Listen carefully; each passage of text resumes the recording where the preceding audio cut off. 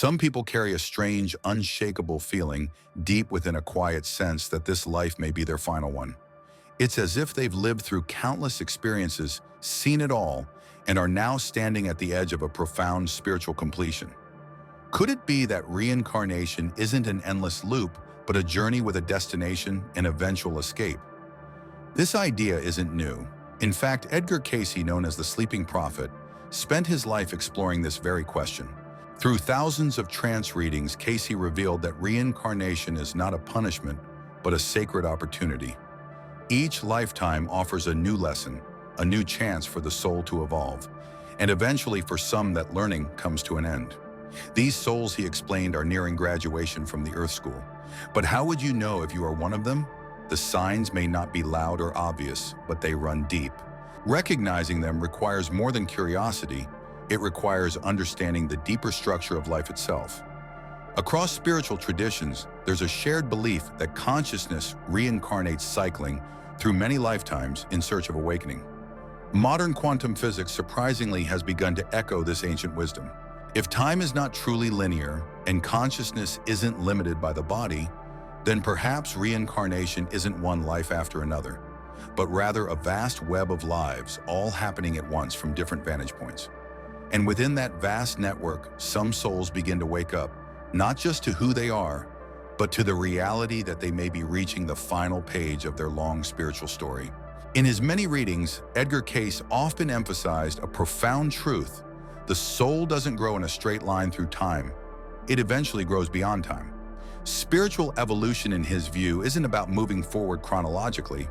It's about waking up from the illusion of time itself.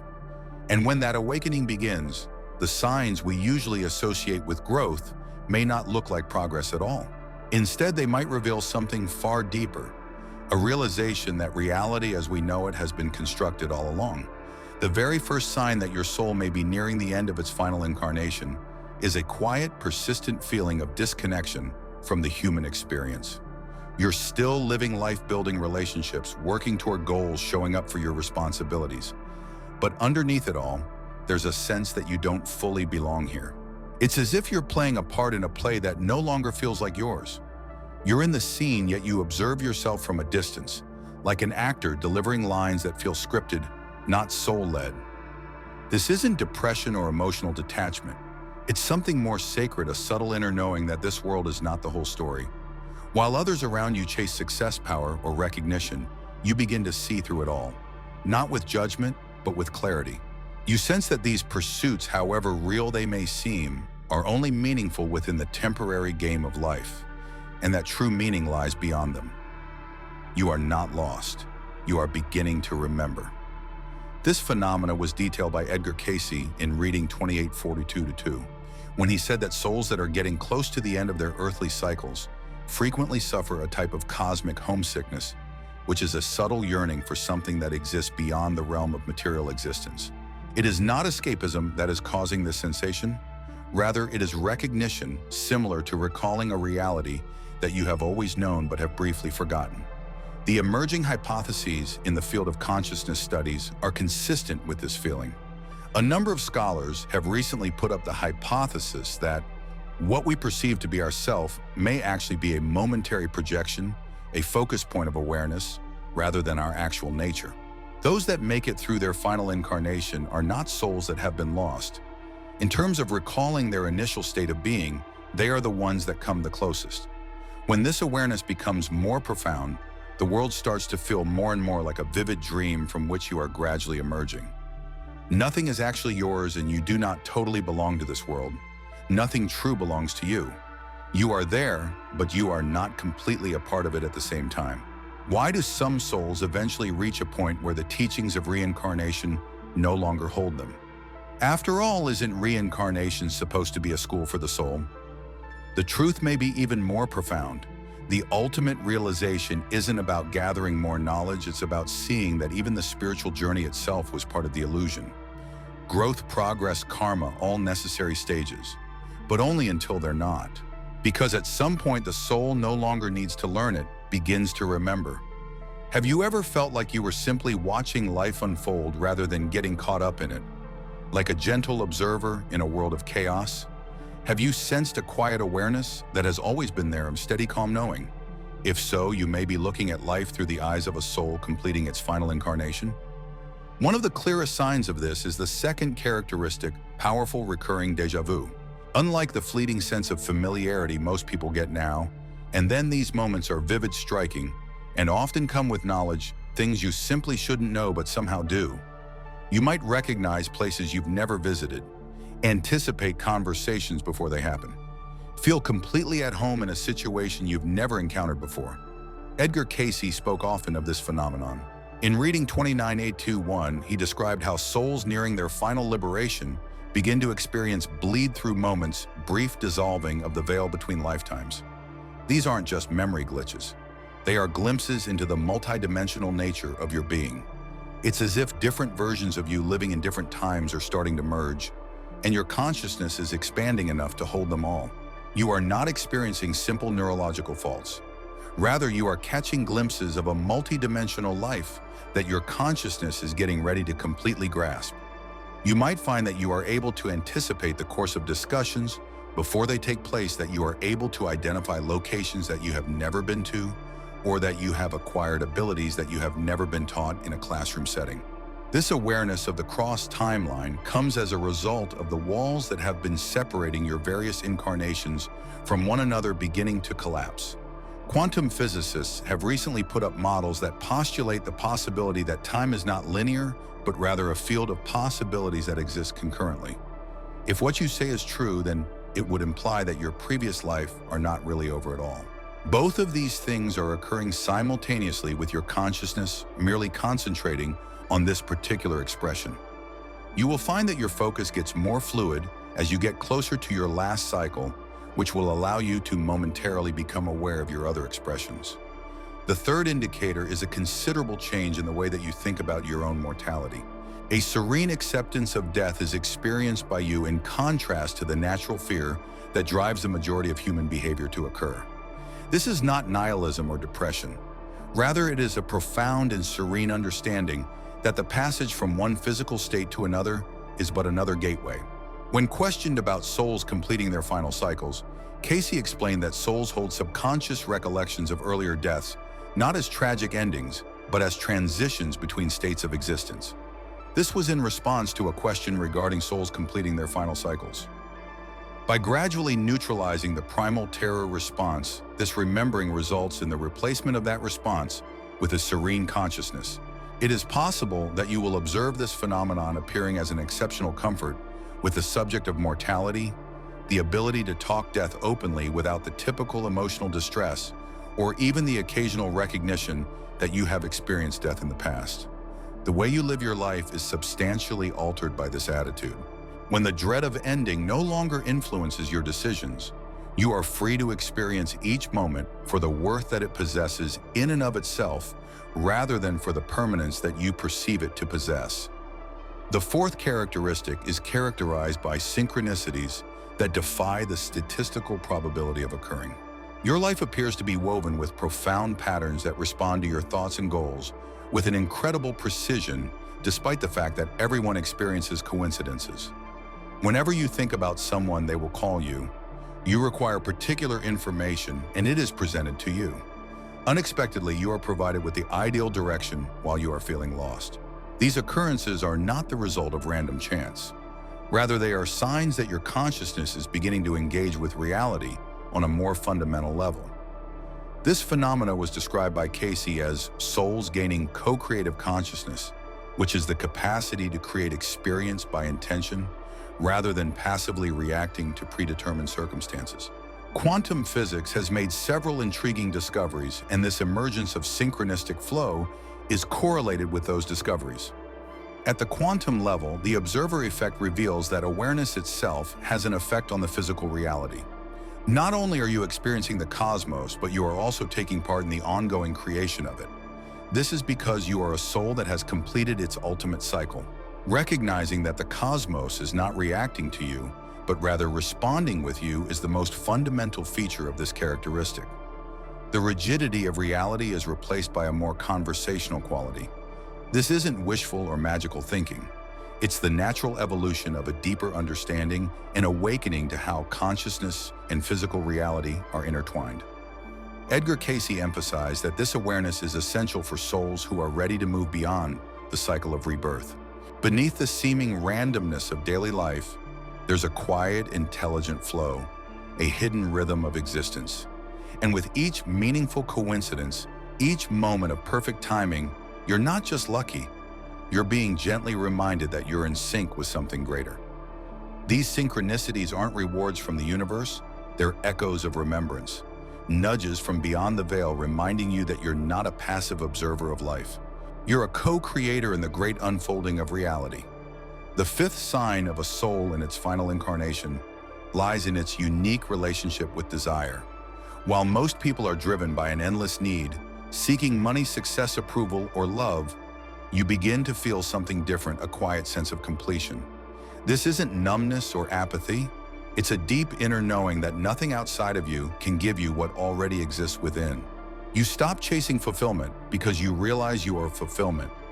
You may notice your ambitions softening, not because you've given up, but because you're no longer chasing out of fear or emptiness. Goals may still arise, but now they grow from peace, not pressure. You pursue them with presence, not obsession. There's no desperation to succeed, only a gentle unfolding of your path, step by step. And in that stillness, you often inspire others, not by trying, but simply by being. Those around you may interpret this shift as a lack of motivation, but in reality, it is a sign of tremendous spiritual growth. This transition frequently causes confusion among those around you. Edgar Cayce addressed this stage in reading 1824-1, in which he described how souls that have completed their cycles on Earth experience a natural dissolving of karmic ties. Attachment cravings, aversions, and unresolved experiences are the primary factors that contribute to the continuation of the reincarnation cycle as stated by Cayce. These factors create energy attachments that bring consciousness back into physical form. As old attachments naturally fall away, something profound begins to shift. The pull toward reincarnation itself loses its grip.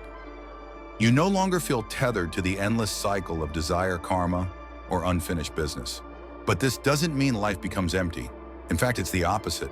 Freed from the restless searching that drives most people, always chasing success, validation, or purpose, you begin to act from a place of deep inner peace. Your choices aren't fueled by a sense of lack, but by a quiet wholeness within you. You're not striving to become anything. You simply are. And that authentic presence becomes magnetic. It inspires others without effort, without trying. This is the sixth sign, a natural realization that the physical world is not the root of reality, but rather a projection, like a moving image cast from something far deeper. You don't just believe this, you start to experience it. At first, it may come gently. You notice how your perception shapes your reality. You start sensing that what your eyes and ears show you is only a small fragment of the truth. Then almost suddenly, the illusion of solidity fades. You begin to perceive the world as energy fluid, shifting, interconnected, and realize your senses are merely filters, not windows to objective truth. Edgar Cayce called this process the thinning of the veil, that moment when you begin to see the material world not as the source of light, but as the screen it dances upon. It's not about denying physical life. It's about seeing it in its rightful place as a reflection of a deeper, unseen reality. By doing so, we are not denying the existence of physical experience. Rather, we are situating it inside a more comprehensive framework of consciousness. There are fascinating similarities between this age-old knowledge and the most recent developments in physics. Holographic universe theories postulate that the presence of a three-dimensional reality could be the result of encoded information being projected from a boundary that is only two-dimensional.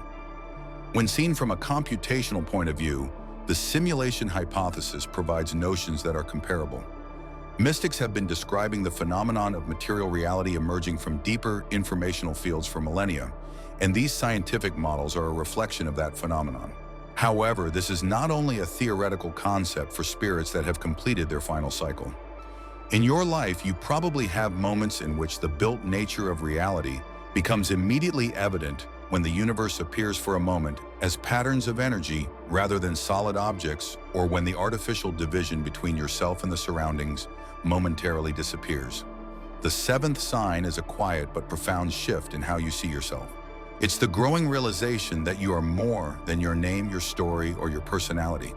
Your identity, everything you once believed defined you, starts to feel more like a role you're playing rather than the truth of who you are. Instead of clinging to fixed traits or labels, you begin to see identity as something useful but temporary, like a costume worn on stage, not the actor behind it. Edgar Cayce in his Trance states often described a higher level of awareness that transcends personal identity.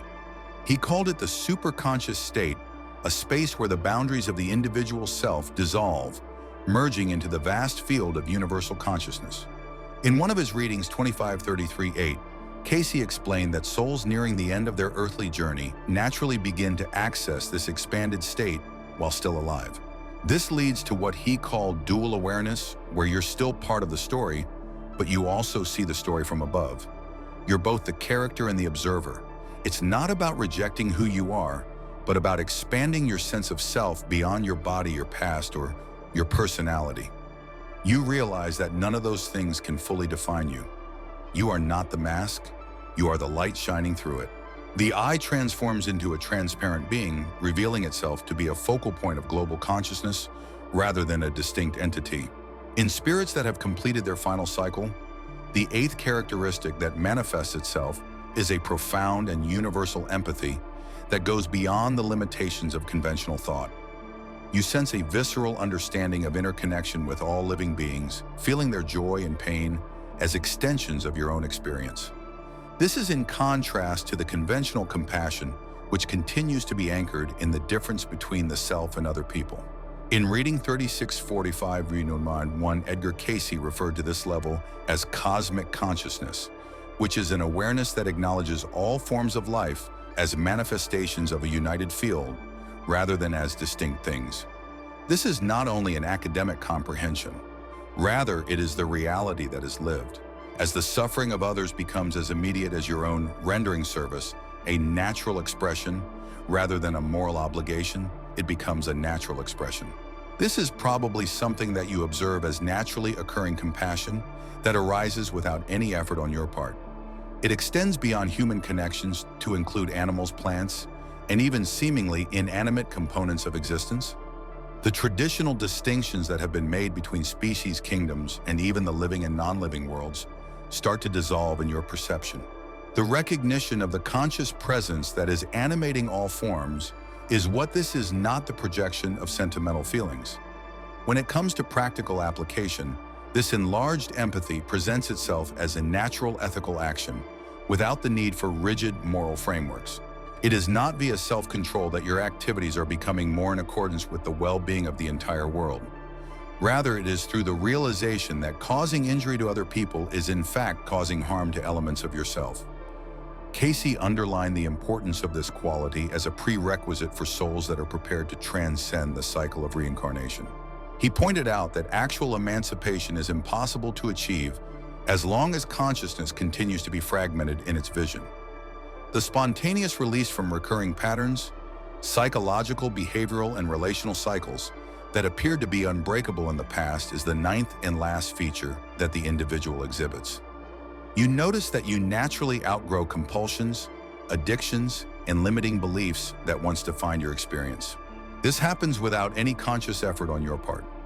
One of the terms that Cayce used to describe this phenomenon was karmic completion, which is the natural conclusion of learning patterns that have persisted throughout several lifetimes. He emphasized that souls in their final incarnation frequently experience faster resolution of long-standing patterns, sometimes working through in months or years what could normally need numerous lives. This was detailed in reading 19085. This does not show as behavior that is faultless. Rather, it is a fundamentally different relationship with imperfection.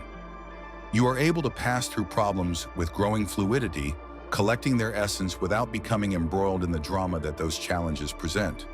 This allows you to avoid remaining trapped in recurring struggles. In contrast to prior phases of development, learning takes place with extraordinary efficiency and without the obstinate opposition that was characteristic of those stages. It is possible that you will observe that familiar triggers are no longer causing habitual responses that relationships are spontaneously altering without the power battles that occurred in the past, or that long-standing worries melt away without the need for formal therapeutic intervention. In this way, challenges are not sidestepped. Rather, they are integrated at their roots, with the focus being on resolving causes rather than symptoms.